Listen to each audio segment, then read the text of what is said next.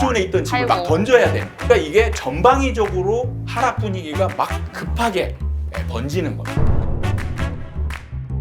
근데 외곽에서 보면 이제 10대 1 안 되는 것들도 생기고 언저리에 있는 것들이 지금 많아지고 있어요. 저는 확신하고 있습니다. 안녕하세요, 브릿지입니다. 오늘 브릿지는 이현철 소장님을 모시고 내년 부동산 시장에 대해서 좀 전망을 해볼 텐데요. 저희 브릿지는 상승과 하락, 어떤 방향성을 두고 채널을 운영하지 않고 있다는 말씀을 전해드리고요. 소장님 모시고 얘기를 나눠보도록 하겠습니다. 안녕하세요. 네, 안녕하세요. 저는 지금 제 개인적인 유튜브 네. 채널 아파트 사이클 연구소를 네. 운영하고 있고요. 책 전세가를 알면 부동산 투자가 보인다. 그리고 두 번째 부동산 폭등장이 온다. 저자 이현철입니다. 반갑습니다. 네, 반갑습니다. 그러면 소장님 그러면 중개업을 좀 오래 부동산 중개업은 아주 오래 하진 않고요. 네. 분양을 좀 많이 해요. 분양 상담사. 한 어느 정도? 두 개 합치면 10년이 좀 넘죠. 11년. 11년, 2년 이 정도부터 했던 것 같아요. 그때부터 이제 부동산 네네네. 시장에 대해서 좀 연구를 하시고 10년 이상 좀 부동산 시장에 대해서 좀 오래 네. 연구를 하신 것 같아요. 그래서 작년에 집필하신 책의 제목이 이제 부동산 폭등장이 온다였어요. 그래서 네. 작년 기준으로 하신 것 같고 그런데 네네. 최근에는 하락기를 준비해야 한다고 하셨어요. 네. 단도직입적으로 그 이유는 뭔가요? 이제 저는 사실 뭐 상승론자도 아니고 하락론자도 아닌 사실은 사이클을 얘기하는 사람이거든요.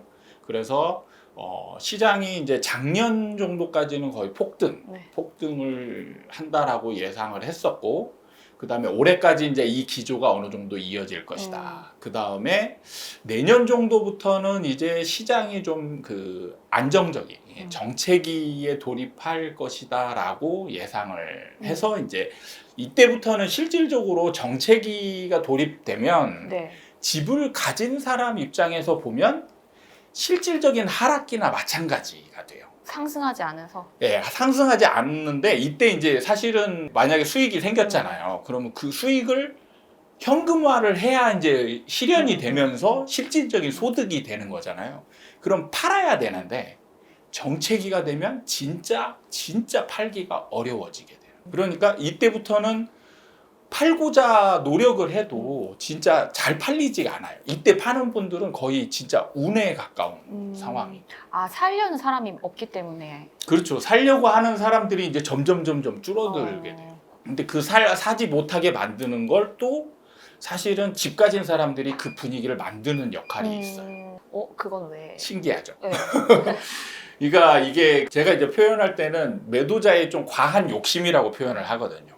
그러니까 집을 가진 사람들이 집값 상승에 대한 기대치가 지금은 거의 최고치. 현장에서는 어떤 상황들이 벌어지냐면 매물을 내놓는 사람들이 이 호가를 실거래가 범위에 근접한 게 아니고 확 올려버려요. 그렇죠. 2, 3억 막 이렇게. 예, 그냥 2, 3억은 요즘은 뭐 그냥 싸다 싶을 정도고 뭐 3, 4억, 높게는 5억 이런 식으로 호가를 확 올려버리는 거예요. 그런데 문제는 예를 들어서 10억에 거래가 됐다. 그러면 한 11억 정도면 어떻게든 쫓아가서라도 사겠는데 문제는 11억, 12억짜리 매물은 하나도 없는 거예요. 그럼 13억, 14억, 뭐 심지어는 15억짜리 이런 매물들이 갑자기 딱 있으니까 저거를 사야 되나?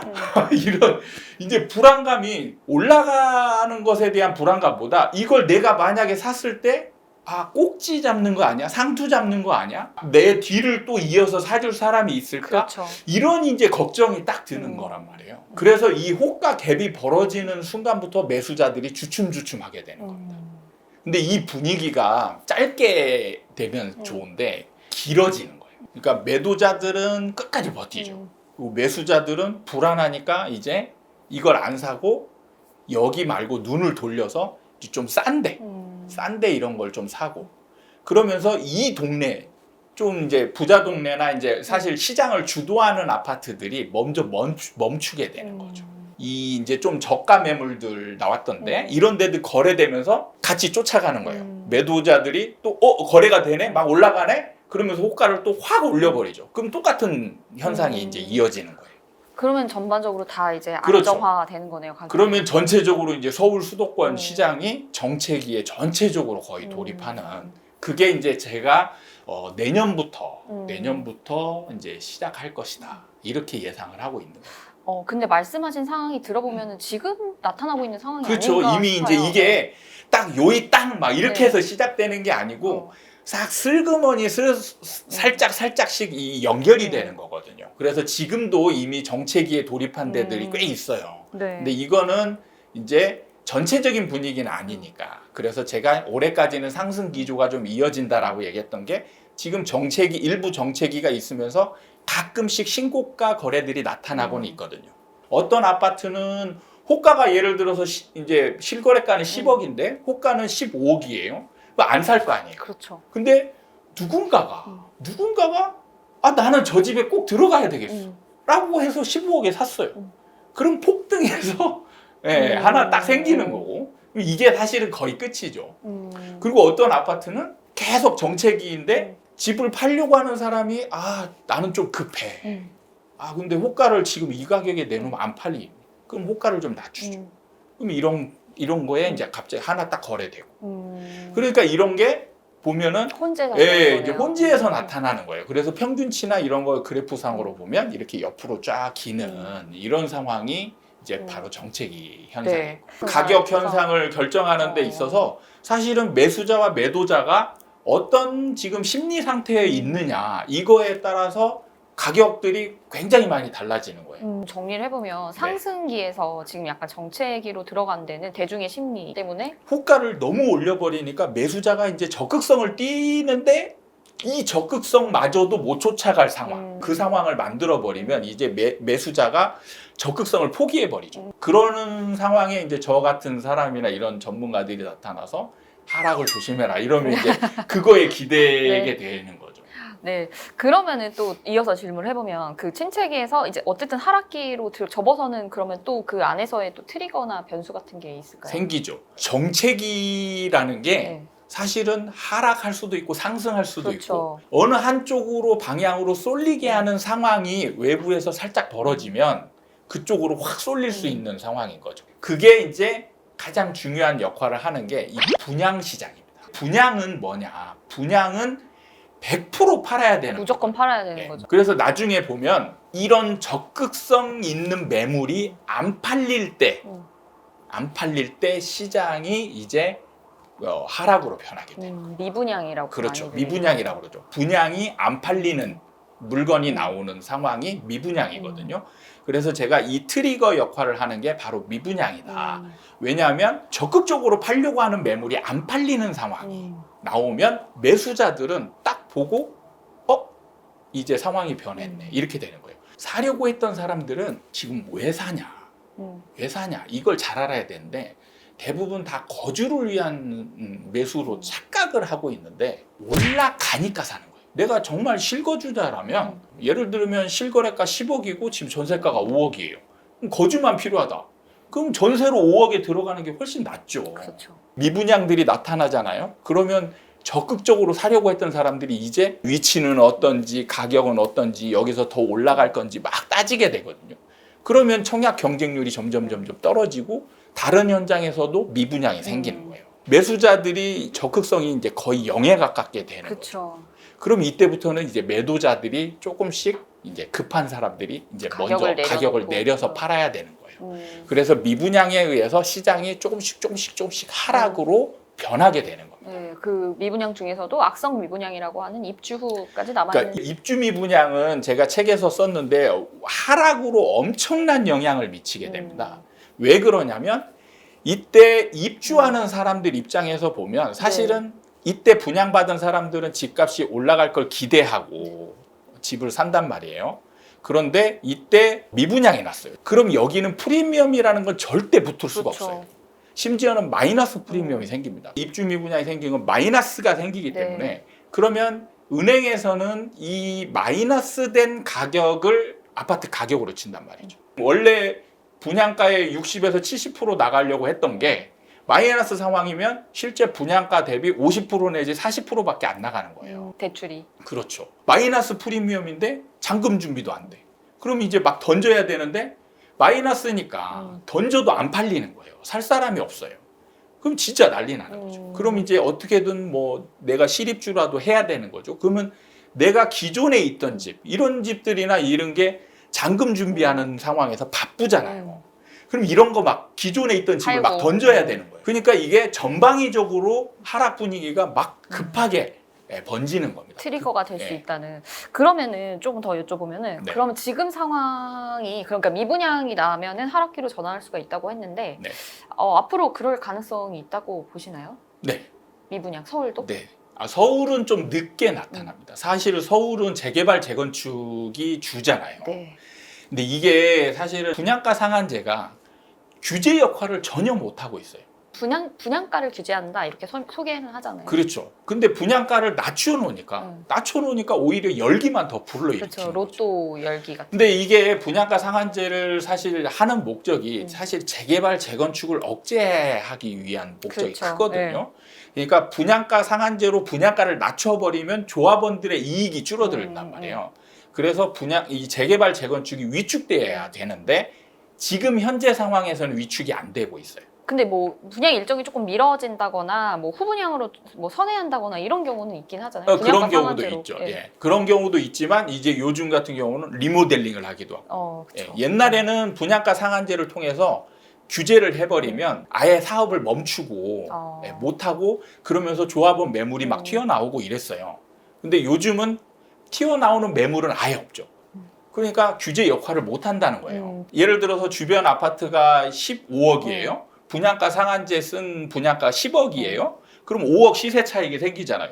그럼 막 사서 15억이 되는 거죠. 그러니까 얘를 낮추려면 이 10억짜리가 안 팔려야 얘가 이 사람들이 저런 것도 안 팔리네 해서 안 이렇게 팔리네. 떨어지는 거죠. 그러니까 분양가 상한제가 오히려 이제 시장 상승을 불러일으키고 있다. 네. 그러니까 만약에 이걸 현실화해서 지금 이 가격을 내리려면 이걸 안 팔리게 만들어야 돼요. 그 분양가를 오히려 높이면. 예. 아니면 분양가를 낮추더라도 낮춘 상황에서 안 팔리게 만들 수도 있는 거죠. 이론상으로 보면. 그게 사실은 효과가 훨씬 크긴 해요. 분양가가 낮은 게 안 팔리면 폭락하는 거죠. 사실은 그게 언제 있었냐. 옛날 세곡동. 보금자리. 예, 보금자리 주택을 분양했을 때 이명박 정부 때 그게 미분양이 났었어요. 미분양이 나니까 주변 막 가격들이 툭툭 떨어진 거예요. 그러니까 이게 안 팔리는 상황. 그래서 지금 일부 어떤 시민단체나 일부 분들이 이걸 가지고 가격을 떨어뜨리지 않았냐 얘기를 하시는 거예요. 그건 착각하는 거죠. 이게 안 팔렸으니까 그런 거예요. 분양가 자체가 아니라. 네. 근데 그때는 왜 안 팔린 거예요? 그때는 침체됐으니까. 누구나 사기가 침체됐으니까 그 약간은 세곡동이 실제로는 그때 가보면 분양할 때 가보면 정말 외졌거든. 거기가 강남이야? 뭐 이런 얘기가 너무 많았죠. 그 분양가가 싸다라는 걸 인정을 안 하는 거예요. 그러니까 미분양이 나는 거죠. 외곽이니까 입지는 좀 떨어져. 그래가지고 이 분양가가 싼 듯 하면서도 비싼 듯 하면서도 아리송하단 말이에요. 그러니까 여기에서 당첨된 사람들이 이 로얄층이나 로얄동은 계약을 해요. 근데 이제 뒷동에 2층, 3층 이런 거 당첨된 사람은 정말 날 새도록 고민을 합니다. 그러다가 포기하는 사람들이 생기는 거예요.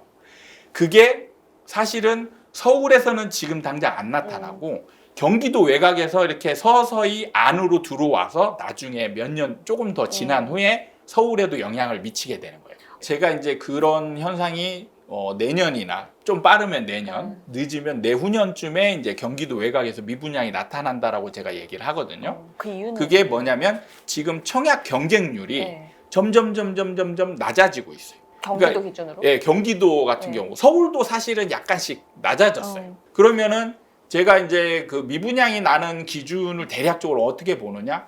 한 10대 1 미만에서 이제 한 5대 1 선까지만 가더라도 여기서 거의 미분양이 나와요. 근데 외곽에서 보면 이제 10대 1 안 되는 것들도 생기고, 언저리에 있는 것들이 지금 많아지고 있어요. 국토부에서 최근에 나온 거래 동향을 봤는데 네. 전국 기준으로 봐도 그렇고 수도권 기준으로 봐도 미분양 물량은 줄어들고 현재 시점으로는 네. 줄어드는 것 같긴 하네요. 그렇죠. 지금까지는 줄어드는 시점이죠. 이제는 조금씩 늘어나는 상황이죠, 이제. 미분양. 예, 이제 대구 같은 경우가 미분양이 그쵸. 이제 시작이 됐잖아요. 그러니까 지방에 이제 좀 서울하고 사이클이 좀 비슷한 대도시 같은 경우는 지금 미분양이 날 확률이 좀 생기고 이제 내년 내후년 정도 되면 이제 미분양 얘기가 좀 많이 나올 것 같아요. 근데 대구 같은 경우에 네.